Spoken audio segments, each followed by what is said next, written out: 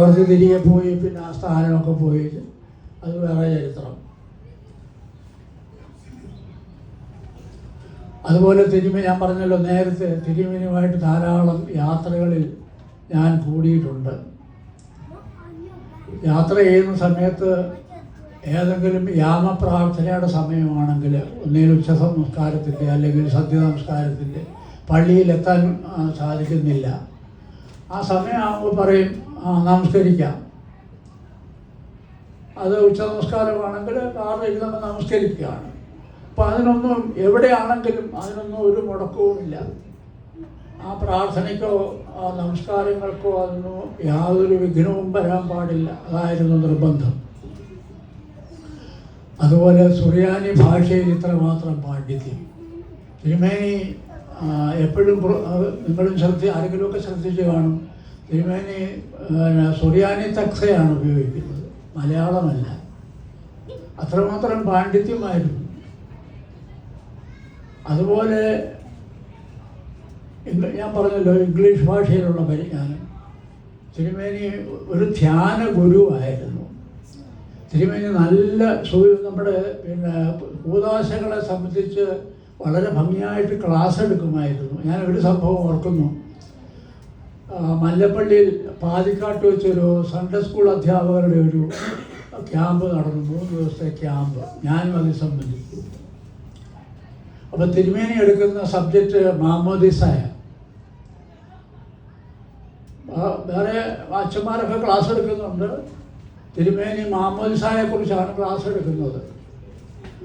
ആദ്യത്തെ ദിവസം തുടങ്ങി വെച്ചു, അന്ന് തീർന്നില്ല. രണ്ടാമത്തെ ദിവസവും അതേ തുടർന്നു, എന്നിട്ടും തീർന്നില്ല. മൂന്നാമത്തെ ദിവസവും മാമോദിസ തന്നെ എടുത്തു. പക്ഷെ ആ മാമോദിസ എന്ന് പറയുന്ന ആ ഒരു കാര്യത്തെ സംബന്ധിച്ച് പോലും പൂർണ്ണമായിട്ട് ക്ലാസ് എടുക്കാൻ സാധിച്ചില്ല. അത്രമാത്രം ബൃഹത്തായിട്ട് കാര്യങ്ങൾ പറയാനുള്ള, പഠിപ്പിക്കാനുള്ള ആ ഒരു പാണ്ഡിത്യം അദ്ദേഹത്തിനുണ്ടായിരുന്നതാണ്. അതുപോലെയുള്ള ഉദാശകളെ സംബന്ധിച്ചും അങ്ങനെ മറ്റ് ഏത് സഭാപരമായിട്ട് വേദപരമായിട്ടുള്ള എന്തിനെക്കുറിച്ചും ക്ലാസ് എടുക്കുവാനുള്ള ഒരു പ്രത്യേക കഴിവുണ്ടായിരുന്നു.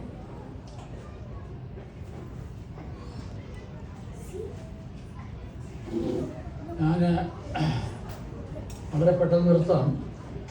പിന്നെ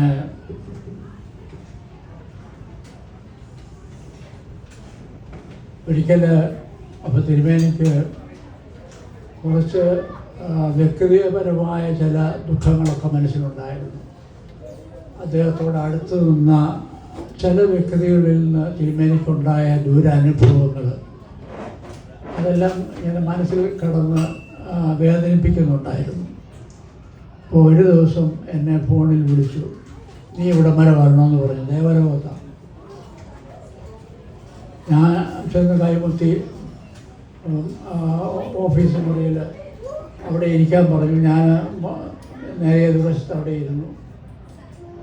കുറേ കാര്യങ്ങളൊക്കെ സംസാരിച്ചിട്ട് അവസാനം പറഞ്ഞു, എനിക്ക് ആരുമില്ലടാ. അപ്പോൾ ആ ദുഃഖം അങ്ങനെ കെട്ടിനിന്ന ദുഃഖമെല്ലാം കൂടി ഇനി പുറത്തു വരികയായിരുന്നു. എനിക്കാരുമില്ലടാന്ന് പറഞ്ഞാൽ എൻ്റെ താല്പര്യങ്ങളനുസരിച്ച് പ്രവർത്തിക്കാൻ എൻ്റെ കൂടെ ആരുമില്ല എന്നുള്ള ഒരു ചിന്ത.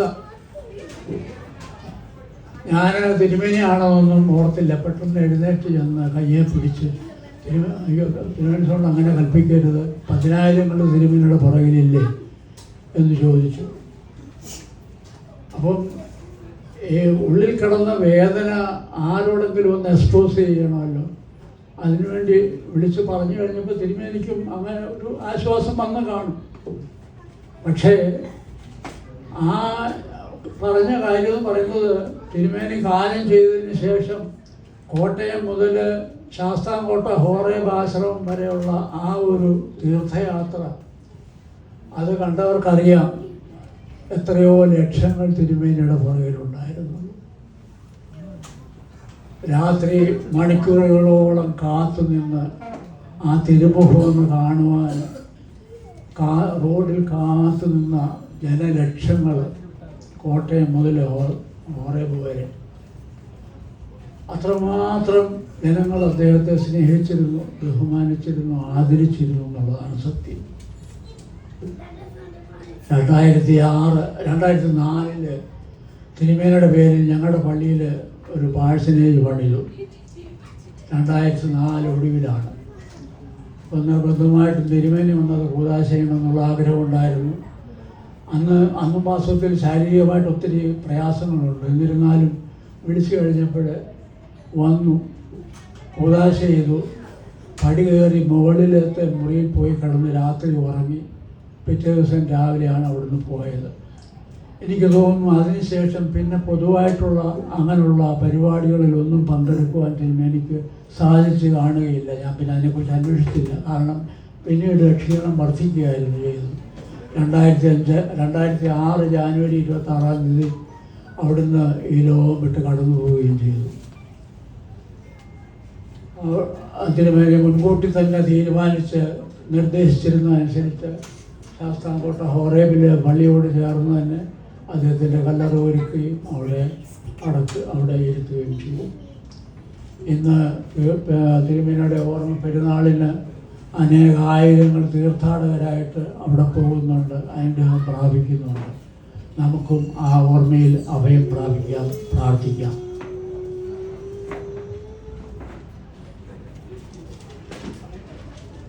ഇനി ഞാൻ ഭദ്രാസന സെക്രട്ടറി എന്നുള്ള നിലയിൽ എൻ്റെ എളിയ സേവനത്തെക്കുറിച്ചുകൂടെ അല്പം പറഞ്ഞുണ്ട്. 1970 കൊല്ലം ഭദ്രാസനം, അന്ന് ഞാൻ നേരത്തെ സൂചിപ്പിച്ചതുപോലെ കൊല്ലം ഭദ്രാസനം, പൊതുഗിരി 5 ഭദ്രാസനങ്ങളും കൂടെ ചേർന്നുള്ള ബൃഹത്തായ ഭദ്രാസനം. അന്ന് പത്തിച്ചിറ ജോർജ് കുട്ടി സാർ എന്ന് പറയുന്ന ഒരു ദേഹമായിരുന്നു കൊല്ലം ഭദ്രാസനം യുവജന പ്രസ്ഥാനത്തിൻ്റെ സെക്രട്ടറി.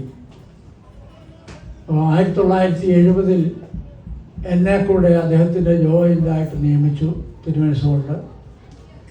71 മുതൽ പൂർണ്ണമായിട്ട് ഞാൻ കൊല്ലം ഭദ്രാസനത്തിൻ്റെ സെക്രട്ടറിയായി.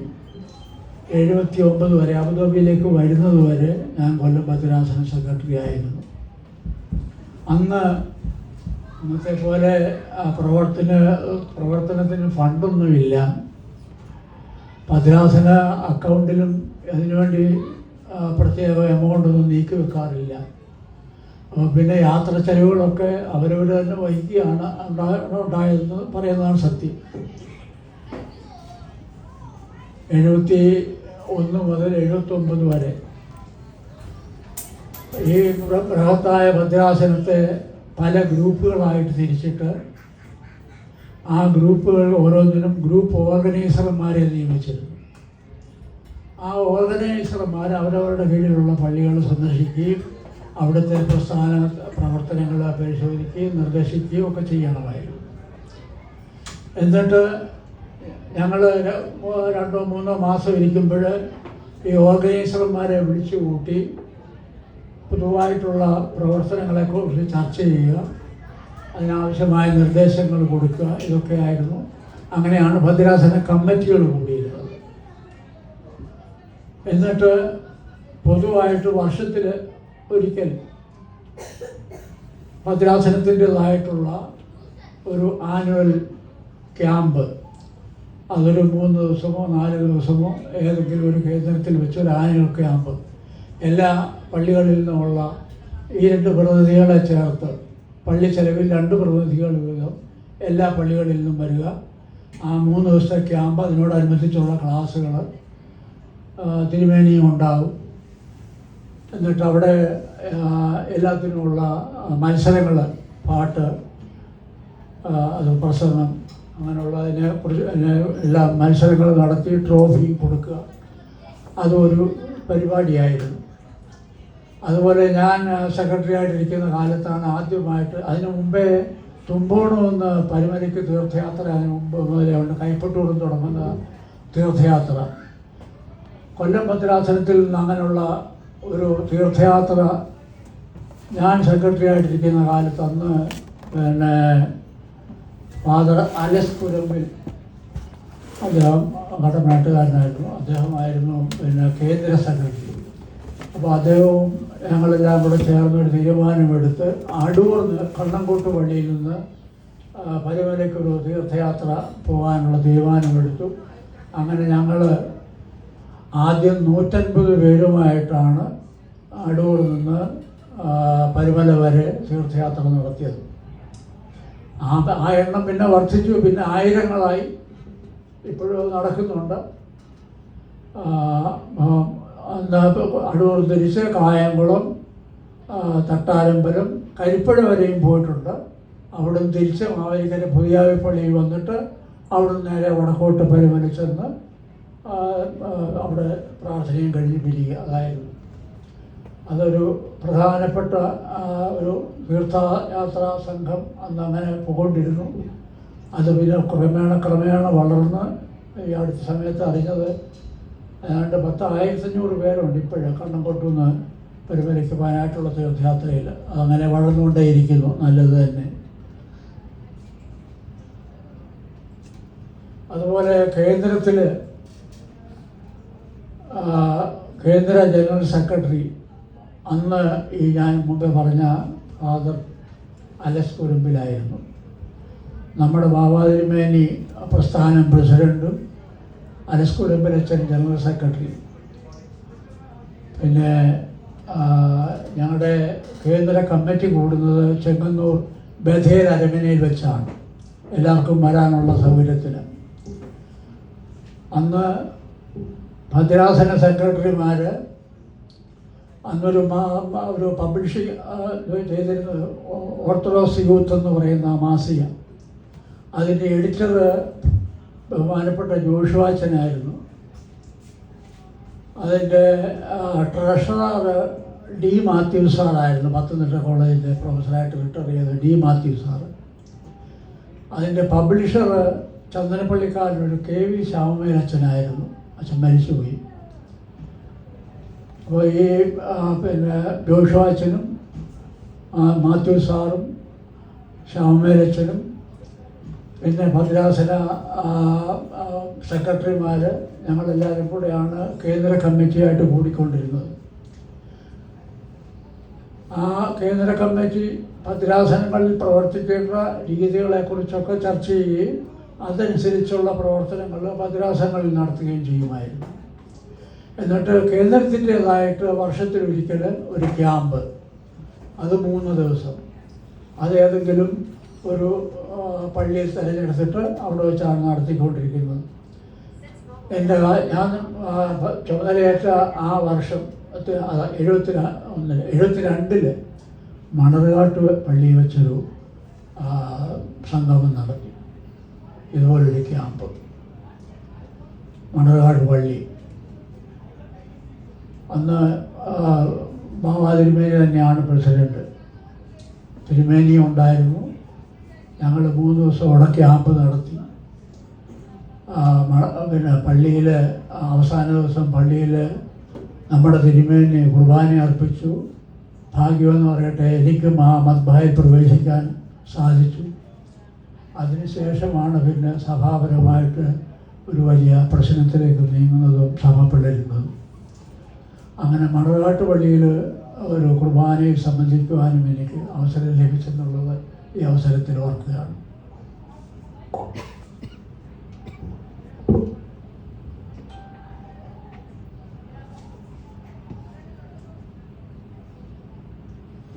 ഇനിയും അടുത്തതായിട്ട് നമ്മുടെ പ്രസ്ഥാനത്തിൻ്റെ പൊതുവായ ഇവിടുത്തെ പ്രവർത്തനങ്ങളെക്കുറിച്ചും പൊതുവായ ചില കാര്യങ്ങളെക്കുറിച്ചും കൂടെ പറഞ്ഞ് ഞാൻ അവസാനിപ്പിക്കാം. നമ്മുടെ പ്രസ്ഥാനത്തിൻ്റെ പ്രധാനപ്പെട്ട മോട്ടോയിൽ ഏറ്റവും പ്രധാനപ്പെട്ട 1-2 കാര്യങ്ങളാണ് ആരാധനയും പഠനവുമൊക്കെ. നമുക്കറിയാമല്ലോ, ഇന്ന് നാട്ടിൽ പണ്ടൊക്കെ ദേവാലയങ്ങളിൽ പോയാൽ മുൻനിരയിൽ ഒരു 3, 4, 5 നിര കുട്ടികളും യുവാക്കളുമായിരിക്കും. അതിൻ്റെ പുറകിലായിരിക്കും ബാക്കിയുള്ളവർ. ഇന്ന് നമ്മുടെ നാട്ടിൽ ചെന്ന് നമ്മൾ പള്ളികൾ നോക്കണം, വളരെ പരിതാപകരമായ അവസ്ഥയെന്ന് വേണം പറയാൻ. മുൻനിരയിലും ആരും കാണത്തില്ല, കുട്ടികളുമില്ല, ചെറുപ്പക്കാരുമില്ല. കുറേ പ്രായമുള്ള ആൾക്കാരുണ്ട്. ചെറുപ്പക്കാരുണ്ടെങ്കിൽ അവർ പൂമുഖത്ത് എവിടെയെങ്കിലും അവിടെ ഇവിടെയൊക്കെ ആയിരിക്കും. പക്ഷേ ഞാൻ പ്രത്യേകം ഒന്ന് ശ്ലാഘിച്ച് പറയുകയാണ് ഞാനിവിടെ കാണുന്ന ഒരു സാഹചര്യം. സൺഡേ സ്കൂളായാലും യുവജന പ്രസ്ഥാനമായാലും മാർത്തമറിയം സമാജമായാലും എല്ലാം എത്ര ഭംഗിയായിട്ടും ചിട്ടയായിട്ടും നടത്തുന്നു. അതിന് പരിശ്രമിക്കുന്നതിന് ആളുകൾ ആത്മാർത്ഥമായിട്ട് പ്രവർത്തിക്കുന്നു. ഇതൊക്കെ കാണുമ്പോഴും നാട്ടിലെ അവസ്ഥയുമായിട്ട് ഞാൻ താരതമ്യപ്പെടുത്തുകയാണ്.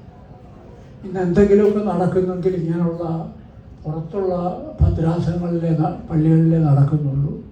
നാട്ടിലെ അവസ്ഥ വളരെ ശോചനീയമാണ്. അവിടെയും യൂത്ത് ലീഗുകളൊക്കെ പള്ളികളിൽ പ്രവർത്തിക്കുന്നുണ്ട്. പക്ഷേ അത് അടികൂടാൻ വേണ്ടിയാണ്, അല്ലാതെ എന്തെങ്കിലും കൺസ്ട്രക്റ്റീവായിട്ട് എന്തെങ്കിലും ചെയ്യാൻ വേണ്ടിയുള്ള കാര്യങ്ങളൊന്നും നമ്മുടെ നാട്ടിൽ നടക്കുന്നില്ലെന്നുള്ളതൊരു വാസ്തവമാണ്. അതിനെക്കുറിച്ച് കാര്യമായിട്ട് ശ്രദ്ധിക്കുന്നതിനും ആളുകൾ താല്പര്യപ്പെടുന്നില്ലെന്നുള്ളത് അത് വേറൊരു കാര്യം. എന്തായാലും ഇങ്ങനെയുള്ള പ്രവർത്തനങ്ങളിൽ കൂടുതലായിട്ട് ആത്മാർത്ഥമായിട്ട് പ്രവർത്തിക്കുന്ന നിങ്ങളോട് എനിക്ക് അകമഴിഞ്ഞ ഒരു സന്തോഷമുണ്ട്. എൻ്റെ ഒരു ഹൃദയം നിറഞ്ഞ സന്തോഷം ഈ സമയത്ത് അറിയിക്കുകയും കൂടെ ചെയ്യുകയാണ്. വന്യ വൈദികരാണെങ്കിലും എല്ലാത്തിനും നിങ്ങളുടെ കൂടെയുണ്ട്. എന്തൊരനുഗ്രഹമാണ്.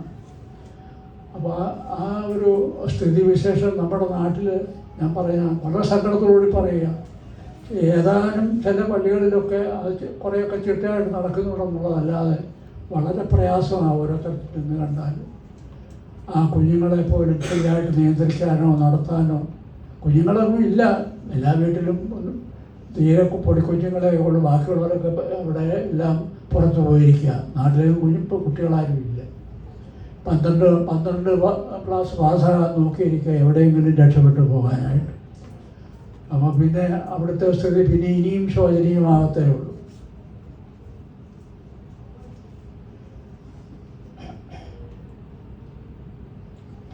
മുമ്പ് ഞാൻ എൻ്റെ ചെറുപ്പകാലത്ത് കേട്ടിട്ടുണ്ട്, ഈ കുന്നംകുളത്ത് പിന്നെ സന്ധ്യയ്ക്ക് കുന്നംകുളം തെരുവിൻ്റെ ഓരോ ഓരത്തി എന്നാൽ ദൈവമേ നീ പരിശുദ്ധരാകുമെന്ന് കേട്ടുകൊണ്ട് ആ സ്ട്രീറ്റ് കടന്ന് അവസാനം ചെല്ലുമ്പോൾ മാർത്തമറിയം കന്യാമറിയമ്മയോടുള്ള പ്രാർത്ഥനയോട് സമാപിക്കുന്നത് കേൾക്കാമെന്നാണ് പറഞ്ഞു കേട്ടിട്ടുള്ളത്. എന്ന് പറഞ്ഞാൽ ആ സന്ധ്യാസമയത്ത് എല്ലാ ഭവനങ്ങളിലും ഒരുപോലെ പ്രാർത്ഥനയുടെ സമയം. ഇന്ന് നമ്മുടെ നാട്ടിലൊന്ന് പോയി നോക്കണം. സന്ധ്യയ്ക്ക് പണ്ടൊക്കെ ഹിന്ദുക്കൾ അവരുടെ വീടുകളിൽ സന്ധ്യയ്ക്ക് വിളക്ക് വെക്കുമായിരുന്നു. ഇപ്പോൾ ആ പതിവ് പോലും ഇല്ല. സ്ത്രീകളും കുഞ്ഞുങ്ങളും എല്ലാം സന്ധ്യ നോക്കിയിരിക്കുക, ടി വിയുടെ മുമ്പിൽ അടിഞ്ഞുകൂടാനായിട്ട്. ആ പ്രാർത്ഥനയുടെ ശബ്ദം നമ്മുടെ നാട്ടിൽ ഇപ്പോഴ് കേൾക്കാൻ കുറവാണ്.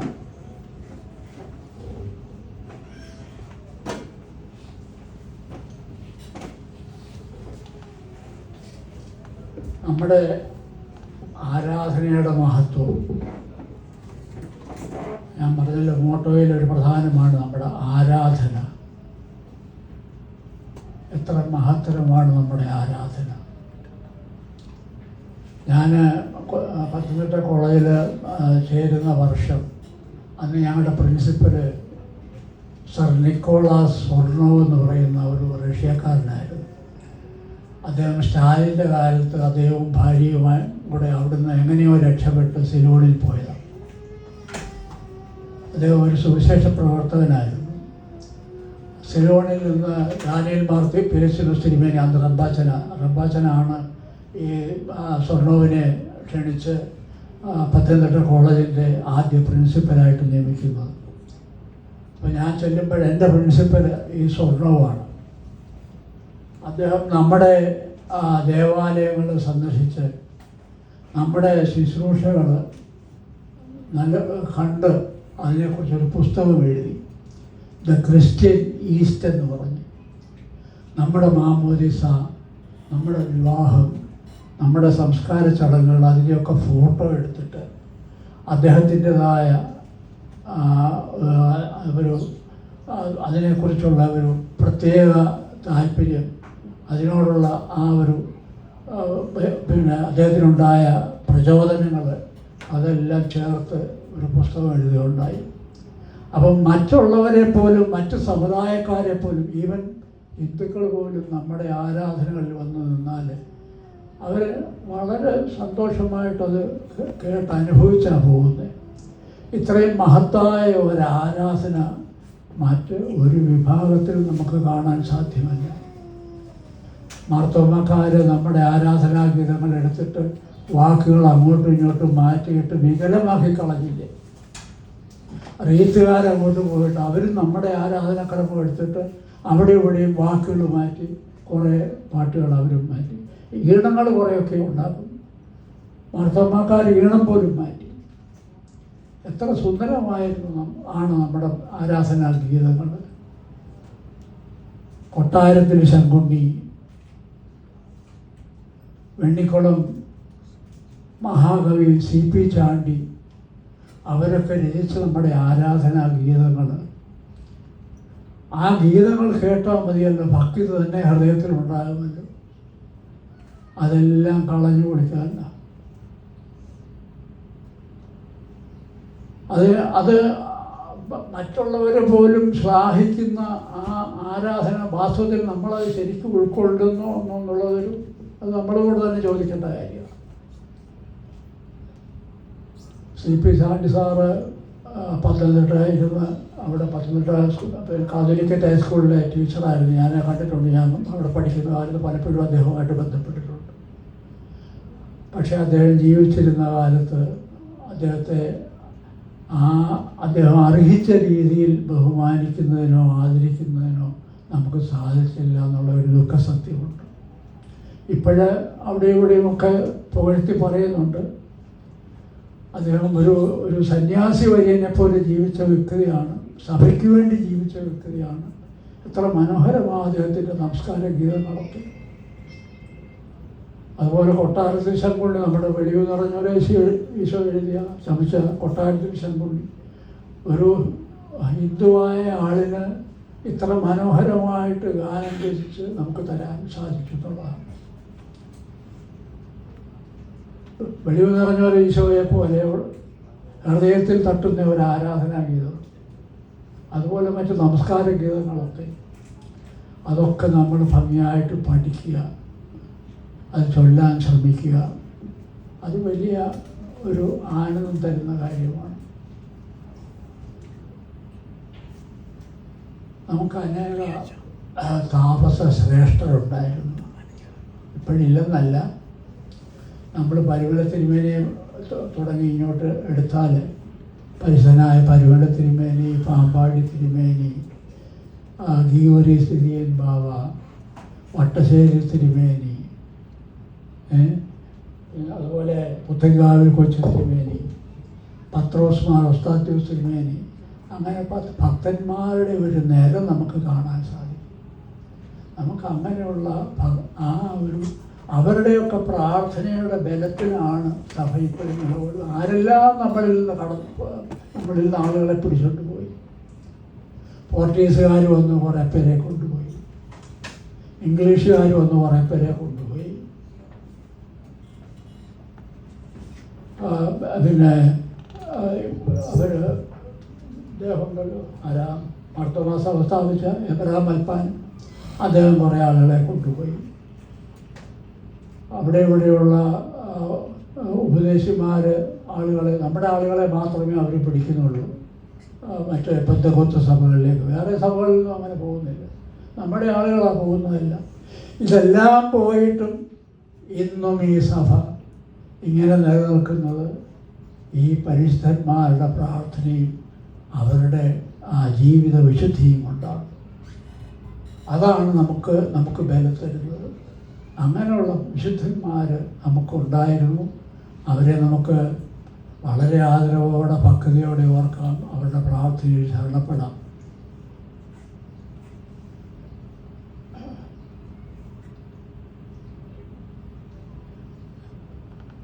ഈ ഹിന്ദു പുരാണത്തിൽ ഒരു നാറാണത്ത് ഭ്രാന്തനുണ്ട്.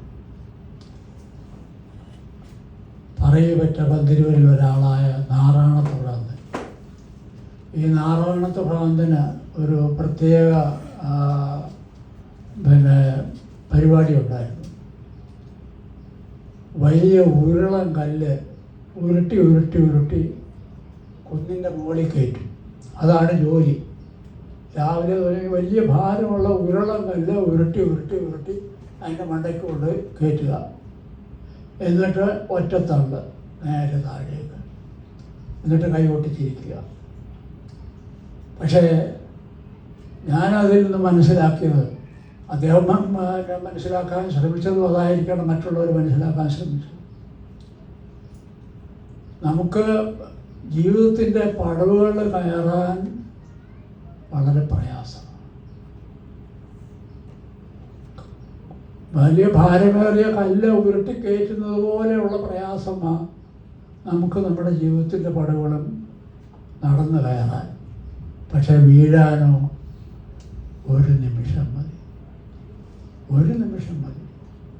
എത്ര ബലമുള്ളവനാണെന്ന് പറഞ്ഞാലും എത്ര ശക്തിയുള്ളവനാണെന്ന് പറഞ്ഞാലും വീഴ്ച സഡനായിരിക്കും. അത് സഡനാകാതിരിക്കണമെങ്കിൽ ആ വരുന്ന കല്ലിൻ്റെ ആ വഴിത്താരയിൽ അവിടെയായിട്ട് ഏതെങ്കിലും വടവൃക്ഷങ്ങൾ വേണം. അപ്പോൾ ആ വൃക്ഷത്തിലൊക്കെ തട്ടി തട്ടി പയ്യെ പയ്യെ അത് വരുള്ളൂ.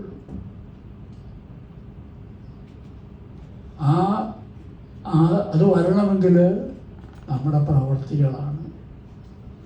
ആ വീഴ്ച വലുതാകാതിരിക്കണമെങ്കിൽ ആ വീഴ്ചയ്ക്ക് തടയണ സൃഷ്ടിക്കണമെങ്കിൽ നമ്മുടെ പ്രവൃത്തികൾ അതുപോലെ ഉണ്ടാകണം. നമുക്കറിയാം എത്ര വീഴ്ചകൾ നമ്മൾ കൺമുമ്പിൽ കണ്ടു കഴിഞ്ഞു, ഇപ്പോഴും കാണുന്നു. ഉയരത്തിൽ നിന്ന് താഴോട്ട് പോകാൻ എത്ര നിമിഷം വേണം? നിമിഷ നേരം കൊണ്ട് തകർന്നടിയുന്ന കാഴ്ചകൾ നമ്മൾ എവിടെയെല്ലാം കണ്ടു. മഹാന്മാർ, ചക്രവർത്തിമാരെന്നൊക്കെ വിശേഷിപ്പിച്ചവരൊക്കെ ഇന്ന് എവിടെ? സമ്പത്തിൻ്റെ ഉന്നത കോടിയിൽ കയറിയിരുന്നവരൊക്കെ ഇന്ന് എവിടെ?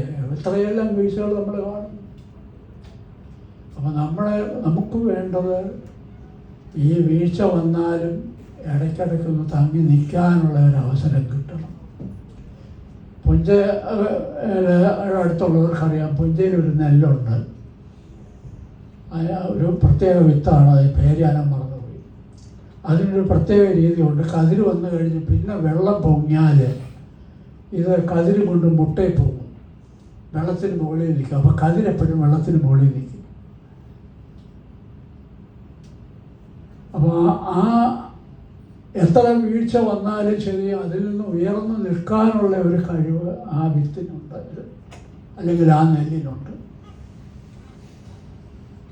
അതുപോലുള്ള, അപ്പോൾ ഞാൻ ഈ പറഞ്ഞത് ആ ഒരു വീഴ്ചയിൽ നിന്ന് നമുക്ക് ഉയർന്നു നിൽക്കാൻ, മുങ്ങിപ്പോകാതെ ഉയർന്നു നിൽക്കാൻ സാധിക്കണമെങ്കിൽ ഈ നമ്മുടെ ജീവിതത്തിലെ ചിട്ടയായ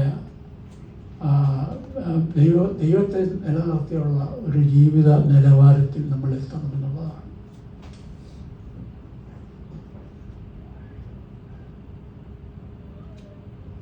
സങ്കീർത്തനത്തിൽ ഒരു വാക്യം കൂടെ വായിക്കാം. സങ്കീർത്തനം 37-ന്റെ 23-24 വാക്യങ്ങൾ. ഒരു മനുഷ്യൻ്റെ വഴിയിൽ പ്രസാദം തോന്നിയാൽ യഹോവ അവൻ്റെ ഗമനം സ്ഥിരമാക്കുന്നു. അവൻ വീണാലും നിലംപരിചാകയില്ല. യഹോവ അവനെ കൈപിടിച്ച് താങ്ങും. അതാണ് പുഞ്ചനെല്ലിൻ്റെ കാര്യം ഞാൻ പറഞ്ഞത്. വീണാലും മുങ്ങിപ്പോകത്തില്ല, അവൻ്റെ ശിരസെങ്കിൽ ഉയർന്നു നിൽക്കും. നമ്മുടെ കർത്താവ് എൻ്റെ ക്രൂശാരോഹണത്തിന് മുമ്പായിട്ട് ശിഷ്യന്മാരോട് ഒരുപാട് ഉപദേശങ്ങൾ കൊടുക്കുന്നുണ്ട്. പ്രത്യേകിച്ച് വിശുദ്ധ യോഹന്നാൻ്റെ സുവിശേഷം 13, 14, 15 അധ്യായങ്ങൾ. വിശുദ്ധ യോഹന്നാൻ്റെ സുവിശേഷം 13, 14, 15 അധ്യായങ്ങൾ എല്ലാം ശിഷ്യന്മാർക്ക് കൊടുക്കുന്ന ഉപദേശങ്ങളും കൽപ്പനകളുമാണ്. ശിഷ്യന്മാർക്ക് കൊടുക്കുന്നു പറഞ്ഞാൽ നമുക്ക് തരുന്നതാണ്. അതിൽ 2 ഭാഗങ്ങളിൽ പ്രത്യേകിച്ച് ഒരു കാര്യത്തെക്കുറിച്ച് പറയുന്നുണ്ട്. ഒന്ന് 13-ാം അധ്യായത്തിൻ്റെ 34-35 വാക്യങ്ങൾ. നിങ്ങൾ തമ്മിൽ തമ്മിൽ സ്നേഹിക്കണം എന്ന് പുതിയൊരു കൽപ്പന ഞാൻ നിങ്ങൾക്ക് തരുന്നു. ഞാൻ നിങ്ങളെ സ്നേഹിച്ചതുപോലെ നിങ്ങളും തമ്മിൽ തമ്മിൽ സ്നേഹിക്കണമെന്ന് തന്നെ. നിങ്ങൾക്ക് തമ്മിൽ തമ്മിൽ സ്നേഹമുണ്ടെങ്കിൽ നിങ്ങൾ എൻ്റെ ശിഷ്യന്മാരെന്ന് എല്ലാവരും അറിയും. അതേ കാര്യം തന്നെ വീണ്ടും ഓർപ്പിക്കുന്നു 15-ാം അധ്യായത്തിൻ്റെ 12-ാം വാക്യം. ഞാൻ നിങ്ങളെ സ്നേഹിച്ചിരിക്കുന്നത് പോലെ നിങ്ങളും തമ്മിൽ തമ്മിൽ സ്നേഹിക്കണമെന്നാകുന്നു എൻ്റെ കൽപ്പന. നേരത്തെ കൊടുത്ത പലതും ഉപദേശങ്ങളാണ്, പക്ഷെ ഇത് കൽപ്പനയാണ്, ഒരു അഡ്വൈസ് അല്ല. It's an order. ഞാൻ നിങ്ങളെ സ്നേഹിച്ചിരിക്കുന്ന പോലെ നിങ്ങളും തമ്മിൽ തമ്മിൽ സ്നേഹിക്കണം. ഈ കൽപ്പന നിങ്ങൾ അനുസരിക്കേണ്ടതാണ്, മാറ്റിവെക്കാനൊക്കത്തില്ല. ഈ കൽപ്പന അനുസരിച്ചില്ലെങ്കിൽ നിങ്ങൾ എൻ്റെ ശിഷ്യന്മാരുമല്ല. അപ്പോൾ നമുക്ക് ഇതായിരിക്കണം നമ്മുടെ വഴികാട്ടി. സ്നേഹമുണ്ടെങ്കിൽ ക്ഷമയുണ്ട്, എല്ലാ നന്മകളും അതിൻ്റെ പുറകാലെ വന്നുകൊള്ളും. സ്നേഹിക്കുക എന്നുള്ളതാണ് ഏറ്റവും പ്രധാനം. നമ്മുടെ ആരാധനയിലും മറ്റ് എല്ലാ കാര്യങ്ങളിലും, സേവനത്തിലും പഠനത്തിലും എല്ലാം ഈ ഒരു ക്വാളിറ്റി ഉൾക്കൊള്ളുവാൻ തക്കവണ്ണം ദൈവം നമുക്ക് ശക്തി പകരട്ടെ എന്ന് പ്രാർത്ഥിക്കുന്നു. അതോടൊപ്പം തന്നെ ഈ അവസരത്തിൽ ഇങ്ങനെ ഒരവസരം എനിക്ക് അനുവദിച്ചു തന്നതിന് ബഹുമാനപ്പെട്ട അച്ഛന്മാരോടും നിങ്ങളെവരോടുമുള്ള ഹൃദയം നിറഞ്ഞ നന്ദി രേഖപ്പെടുത്തുകയും ചെയ്യുന്നു. എൻ്റെ വാക്കുകൾ